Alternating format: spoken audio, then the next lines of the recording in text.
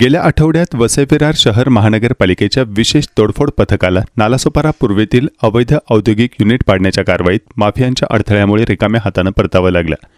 अवैध बांधकामांचे रक्षण करणाऱ्या गुंडांनी तोडफोड पथकाला अडवले, त्यांचा अपमान आणि शिवीगाळ केल्याचा आरोप आहे। या संपूर्ण घटनेचा व्हिडिओ रविवारी समोर आला असून त्यामुळे नागरिकांमध्ये तीव्र संताप पसरला आहे। पालघरचे पालकमंत्री गणेश नाईक यांच्या आदेशानंतर आयुक्त मनोज कुमार सूर्यवंशी यांनी हे विशेष पथक तयार केले होते। ऑगस्ट महिन्यात विरारमध्ये एका अवैध इमारतीचा भाग कोसळून 17 जणांचा मृत्यू आणि 9 जण जखमी झाल्याची भीषण दुर्घटनेनंतर अवैध बांधकामांवर मोठ्या प्रमाणावर तोडफोड मोहीम राबवण्याचा निर्णय घेण्यात आला होता।